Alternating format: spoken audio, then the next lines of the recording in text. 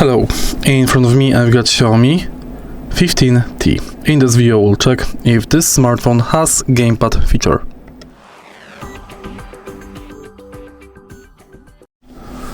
In order to check it, firstly let's go to settings and search for gamepad.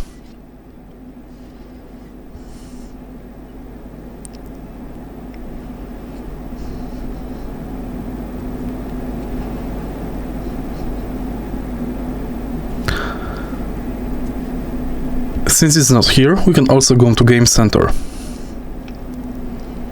Tools.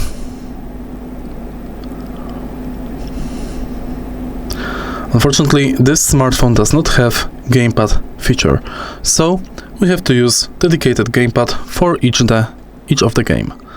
If you find the video helpful, please leave like, comment and subscribe.